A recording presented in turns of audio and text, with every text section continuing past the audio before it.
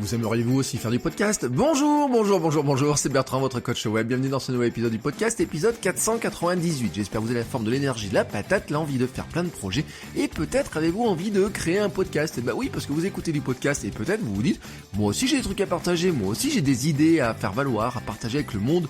Oui, ne soyez pas égoïste, partagez vos idées, et justement, vous savez que je veux vous aider, c'est ce que je cherche à vous aider à faire à travers ce que je fais dans votre coach web, à travers ce que je fais aussi sur mon blog et sur pas mal de contenu. Et il y a un nouveau contenu qui est apparu il y a pas longtemps sur internet, c'est mon podcast sur le podcasting. Et je voudrais vous dire pourquoi je crois autant au podcast, pourquoi je pense que faire un podcast est d'abord une chose qui est simple, mais pourquoi je crois autant à ce format-là ?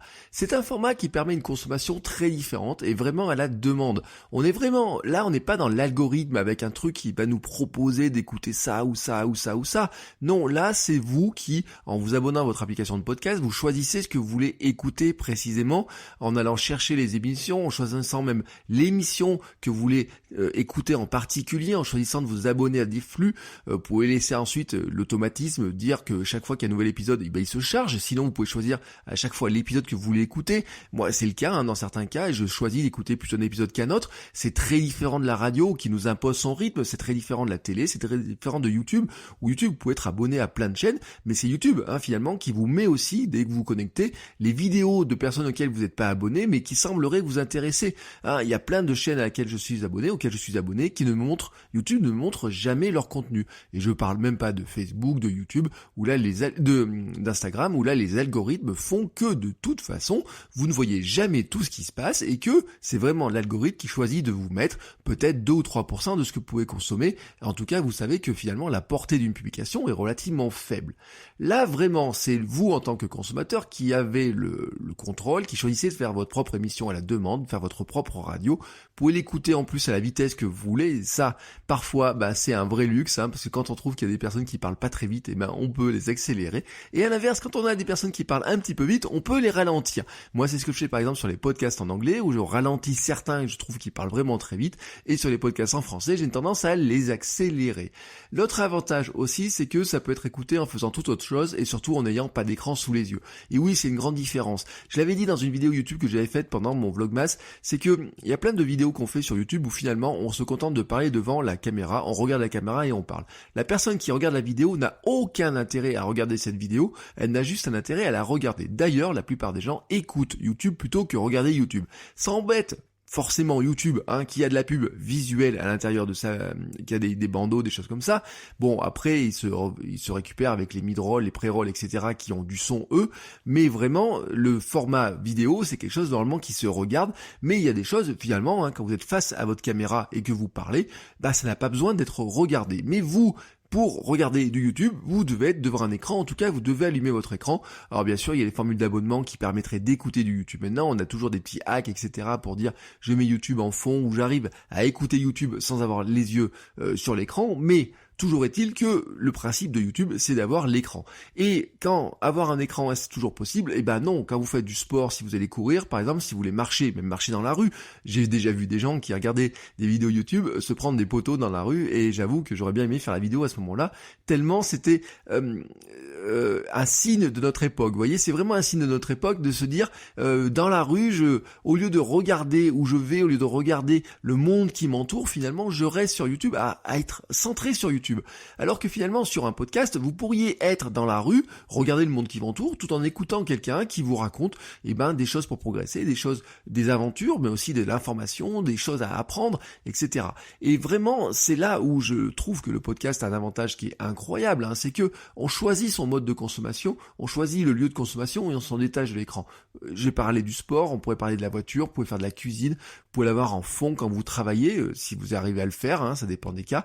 On a vraiment tout un tas d'utilisations, tout un tas de cas de podcast où on peut l'écouter sans regarder l'écran. Même d'ailleurs, une fois que votre playlist est faite, ça se charge tout seul, ça se charge, ça se télécharge, etc. Et là, vous vous détachez totalement de l'écran. Si vous trouvez que vous êtes trop longtemps sur l'écran, mais que vous voulez continuez à vous informer. Si vous trouvez d'ailleurs que lire c'est trop long, pourquoi ne pas aller s'aider au podcast, vous le savez. Et en fait, cette démarche-là, cette explication-là, il faut la faire auprès de gens que vous pensez que vous pouvez aider. Vous avez plein de gens, je suis sûr, autour de vous, qui finalement vous trouvez qu'ils passent trop de temps à regarder de la vidéo YouTube que vous jugez vous pas intéressante, mais eux ils la jugent intéressante. Donc ça c'est pas la question, mais vous trouvez qu'ils sont trop longtemps sur les écrans, qu'ils regardent trop longtemps leur écran, qui peut-être ne bougent pas assez, etc. Et ils vous disent oui mais je voudrais regarder ça, etc. Peut-être trouvez-leur un podcast qui leur permettrait d'être écoutés en bougeant, en faisant quelque chose, ou alors peut-être carrément faites-leur leur podcast, le podcast qui les intéresserait vraiment. Je trouve aussi que le podcast laisse une place à l'imaginaire sur certains formats. On a des podcasts narratifs, on a des podcasts qui sont vraiment intéressants. Il y a des podcasts où vous ne connaissez pas du tout la tête de la personne, ou alors vous imaginez qu'elle fait telle ou telle chose, qu'il a tel ou tel endroit.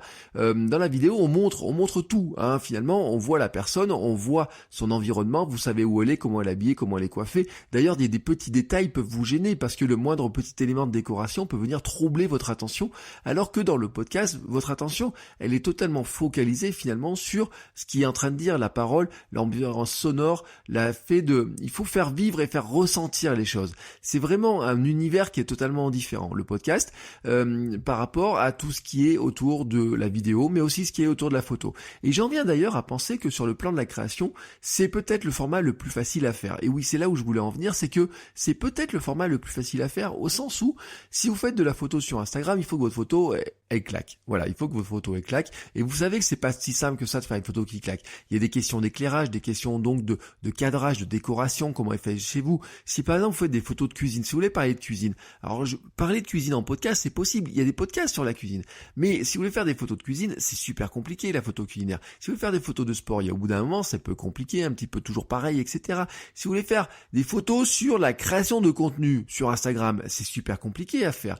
Alors dans ce cas-là, vous allez faire de la vidéo. Mais la vidéo, vous savez qu'il faut de l'éclairage, il faut de la lumière, il faut du son, il faut cadrer, il faut être à l'aise à parler devant la caméra. C'est pas si simple que ça. Il y a des questions de cadrage, il y a des questions de qualité. Et là, vous allez vous mettre à une grosse pression. Vous allez me dire, je vais faire du billet de blog, mais vous allez me dire, oui, mais le billet de blog, les gens, faut qu'ils lisent, ils lisent pas tant que ça, etc. Moi, je suis contre cet avis-là. Je pense que les gens lisent les billets de blog. Et de toute façon, je le vois sur mes stats, les gens lisent les blogs, ils ont besoin des blogs. On a besoin des blogs, YouTube a besoin des blogs, et tout ça, tout simplement, le contenu des blogs remonte. Mais peut-être, oui, écrire n'est pas votre truc. Peut-être que tout simplement, vous avez juste envie de vous exprimer, de parler, vous voyez, parce que peut-être écrire, c'est pas si simple que ça pour vous. Il y a des gens qui n'aiment pas écrire. Vous pouvez vous forcer. Moi, je peux vous dire, forcez-vous à écrire, mais vous n'aimez peut-être pas écrire, et peut-être surtout, vous trouvez que c'est trop long d'écrire. Alors, on peut vous donner des techniques. Je peux vous donner des techniques. Je réfléchis tout de suite à des techniques pour vous aider. Par exemple, avec le mind mapping, comment utiliser le mind mapping pour mieux écrire, comment mieux structurer son contenu, comment arriver à utiliser ces outils-là pour produire. Mais n'empêche que si vous n'aimez pas écrire, si vous n'avez pas envie d'écrire, si vous n'avez pas envie d'avoir un blog, mais vous avez encore envie de vous exprimer, qu'est-ce qu'il nous reste? Alors, bien sûr, il nous reste quoi? Les réseaux sociaux, classiquement, faire un peu de texte, un peu de photos, j'en ai parlé, faire de la vidéo, mais il vous reste bien sûr le podcast. Et je pense vraiment que le podcast est un format qui est facile à faire. Vous avez un téléphone, vous avez un casque micro, vous pourriez même mettre le micro à l'oreille finalement, ça pourrait marcher, mais faire du podcast est extrêmement simple, vous voyez, c'est ça en fait qui est le bonheur du podcast, c'est extrêmement simple. Bien sûr, ensuite il faut trouver à l'héberger, je veux dire techniquement, mais ça c'est pas très compliqué, on a des solutions, prenez encore.fm par exemple, qui vous permet de l'héberger gratuitement, c'est très simple, etc. Vous allez me dire, oui mais l'audience est plus petite, il y a moins de gens, YouTube à côté c'est géant, oui c'est vrai, YouTube c'est énorme, et sur YouTube il y a une concurrence qui est extrêmement importante, et puis vous savez qu'en plus les vidéos ils sont regardées, alors des fois les 10, 15, 20 premières secondes, et puis ensuite ça chute. Moi ma dernière vidéo que j'ai fait en début de semaine, j'ai une chute qui a traîné, vous voyez, au bout de 3-4 minutes, parce que c'était un tutoriel, voilà, tout simplement, sur comment faire le Dolly Parton Challenge. Donc c'était un tuto qui était un peu plus long, donc les gens, au bout d'un moment, quand ils ont eu l'information, ils sont partis, ils n'ont pas écouté la fin, ils n'ont pas écouté les appels à l'action, ils n'ont pas écouté toutes les choses. Quand je regarde maintenant les statistiques de ce podcast, et quand je regarde les statistiques de tous mes podcasts, qu'est-ce que je constate? D'abord, c'est que vous êtes tous des auditeurs fidèles. Oui, il y a des gens qui parmi vous, certains me envoient des messages encore maintenant en me disant je viens de découvrir le podcast et je me fais tous les épisodes les uns derrière les autres. Quelqu'un l'autre jour m'a envoyé un message en me disant j'en suis à l'épisode 17. Oui, 17. Et là aujourd'hui je vous ai dit on est à l'épisode 498. Vous imaginez le temps d'écoute. Mais pourtant j'ai des gens qui m'ont dit j'ai découvert par tel épisode et j'ai refait toute la série. Toute la série. Et est-ce que vous connaissez beaucoup de formats où c'est le cas? Et puis surtout, c'est que il y a l'intimité. J'ai souvent parlé de l'intimité dans ce podcast, du fait que, on est entre nous. Et en fait, il y a aussi un facteur, c'est l'écoute très longue. Là, le fait d'arriver, ce qu'on appellerait la rétention. Vous voyez, la rétention, c'est combien de temps vous restez sur un podcast. Regardez combien de temps vous écoutez un podcast. Regardez combien de podcasts vous écoutez du début à la fin. Moi, c'est clair. La plupart des podcasts que j'écoute, je les écoute du début à la fin, de la première seconde à la dernière seconde. Des fois, je coupe quand je trouve que le générique est trop long. Oui, là, vraiment, c'est un truc. Je pense que des fois, il y a des gens qui ont des génériques un petit peu trop longs. Moi, vous avez remarqué, au bout de 3-4 secondes après, ça se termine. Je me débrouille pour mettre ma virgule sonore juste à la fin. C'est ma signature sonore. Mais vraiment, voilà, c'est les cas, vous voyez, où je coupe. Et encore, c'est très rare. Des fois, il y a des musiques de podcast, je les adore tant que finalement, je continue à les écouter. Je pense à des podcasts, par exemple, quand je vais courir, où la musique, déjà, je la trouve entraînante et je remercie le podcasteur d'avoir choisi cette musique et de l'avoir laissé traîner un petit peu. Donc, comme quoi, vous voyez, ici, j'ai un taux de rétention à ce moment-là de 100%. Mais oui, l'écoute des podcasts est très longue et ça, c'est quelque chose qu'on ne connaît pas tant que ça sur les autres formats. Même les stories, vous voyez, sur Instagram, quand j'en parle à mes élèves, à mes étudiants, je leur dis, bon, je suis sûr que les stories, vous trouvez qu'elles sont trop longues sur Instagram. Et ils me disent oui, tout le monde accélère les stories. Même des stories qui font au maximum 10 secondes ou 15 secondes, les gens les trouvent trop longues quand elles sortent sur Snap ou sur Instagram. Alors, c'est vrai qu'à côté de ça, le format podcast est un peu un monde à part, un univers à part. C'est ce qui explique d'ailleurs qu'il se développe aussi vite, qu'on en parle autant, que les gens finalement en redécouvrent les vertus. Alors parce que c'est pas un nouveau format, c'est un format qui est ancien. Moi j'ai des livres qui ont largement plus de 10 ans sur le podcasting, il y a des podcasts qui ont largement plus de 10 ans, donc le podcasting en lui-même n'est pas nouveau. Mais par contre c'est vrai qu'il y a un nouvel engouement, tout simplement parce que on redécouvre les vertus finalement d'un format audio, d'un format, d'un média, d'un support qui permet d'être consommé facilement et qui vraiment, au début, et c'est sûr que quand il fallait synchroniser avec iTunes, etc., avec les iPods, c'était pas le format le plus simple. Mais maintenant, avec des iPhones, des smartphones en sens large, etc., c'est tellement simple, je récupère le son, je peux me balader à n'importe où, etc. C'est tellement simple d'utiliser, d'écouter du podcast, que vraiment, c'est un monde qui s'ouvre à nous. Même si pour l'instant, le monde du podcast, en niveau d'audience, est encore plus petit, même s'il y a moins de gens qui sont dessus, justement, c'est un univers qui s'ouvre. Et probablement, vous vous êtes dit, tiens, je trouve pas de podcast sur tel sujet. Alors, pourquoi? Peut-être que le podcast existe, mais vous ne le trouvez pas, et là, on a parlé de la découvrabilité, qui est un frein, qui est un vrai frein, mais ça j'en parlerai. Mais il y a aussi ce côté, aussi finalement, qu'il y a des formats qui n'existent pas encore. Il y a des podcasts qui n'existent pas encore. Là où vous trouvez peut-être 10, 15, 20, 30 chaînes ou 100 chaînes YouTube qui parlent d'un certain sujet, sur le podcast, vous n'avez peut-être pas, ou un, ou deux, où vraiment vous n'avez pas encore ce sujet-là qui est traité, qui est creusé, etc.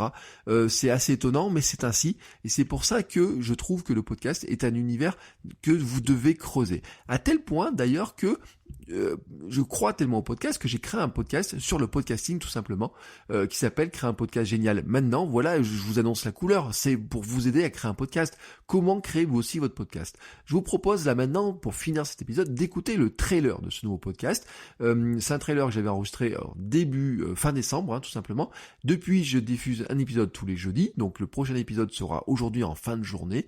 2 épisodes sont publiés, donc pour le retrouver, vous recherchez Créer un podcast génial maintenant avec un Z à créer, ou vous faites podcast génial dans votre catalogue annuaire de podcasts, ou alors tout simplement vous cherchez Bertrand Soulier, comme ça vous retombez sur tous mes podcasts. Vous pourrez pas louper, la vignette est jaune avec une photo de moi qui tient une tasse. Aujourd'hui est un jour idéal pour créer un podcast. Vous ne pouvez pas la rater, c'est moi, vous vous abonnez, vous aurez le trailer, bien sûr vous l'aurez déjà écouté, est-ce que vous l'écoutez maintenant, et vous allez écouter les 2 épisodes, et puis peut-être le 3e épisode qui sera sorti en fin de journée. Comme ça vous aurez le ton, la tonalité, tout simplement de comment je vais vous aider à créer vous aussi votre podcast, à profiter aussi finalement de ce format-là, qui est un format vraiment, vraiment génial, et c'est pour ça que je crois autant dans le podcast. Je vous laisse maintenant pour écouter le trailer. Je vous souhaite à tous une très très belle journée, et je vous dis à demain pour un nouvel épisode. Ciao, ciao les créateurs! Vous avez envie de créer un podcast? Bonjour, bienvenue sur ce nouveau podcast, Créer un podcast génial maintenant. Oui, maintenant, créer un podcast, aujourd'hui, n'attendez pas. Le monde du podcast est en pleine effervescence, de plus en plus d'auditeurs, de plus en plus d'applications, de plus en plus d'outils pour créer, mais aussi de plus en plus de créateurs. Nous sommes pile au bon moment pour créer un podcast et il y a de la place car l'océan du podcast grandit sous nos yeux tous les jours. Je m'appelle Bertrand Soulier et vous me connaissez peut-être déjà par mes autres podcasts, peut-être vous ne me connaissez pas du tout, alors sachez dans ce cas-là que je suis podcasteur depuis plusieurs années, que j'ai débuté dans le podcast il y a quelques années sans rien y connaître. Oui, je ne connaissais rien au son, je n'avais pas de micro, j'enregistrais avec mon téléphone portable. Je me suis lancé à corps perdu dans cette aventure en créant tous les jours pour apprendre le plus vite possible. Je voulais apprendre, je voulais devenir podcasteur. Depuis, j'ai enregistré plus de 600 épisodes. Mes podcasts ont été téléchargés des centaines de milliers de fois. Votre coach web est numéro 1 dans la catégorie marketing et kilomètre 42 est sur le podium des podcasts de running. D'abord hésitant, j'ai découvert la richesse de ce format. J'ai optimisé mes méthodes de production pour produire tous les jours. J'ai voulu acquérir ce super pouvoir d'appuyer sur le bouton enregistrer de plus en plus facilement. Et surtout, j'ai appris à construire une audience de fans qui m'encouragent, discutent, financent le podcast et achètent mes produits. Avec ce podcast, je veux vous encourager à faire la même chose, à créer vous aussi votre podcast. Ce nouveau podcast ne parlera que de création de podcast et rien d'autre. Comment se lancer, même si on n'a pas les moyens, quels sont les outils, les techniques, comment trouver des idées, comment le développer, comment le faire connaître, trouver un business model autour de votre podcast aussi. Bien entendu, nous parlerons aussi de l'actualité du monde du podcast, sans oublier des discussions avec des podcasteurs inspirants avec ces podcasteurs qui vous donnent probablement envie vous-même de faire du podcast. Alors pour ne pas louper le prochain épisode, abonnez-vous tout de suite dans votre application de podcast préférée et nous nous retrouvons très bientôt pour créer votre podcast ensemble.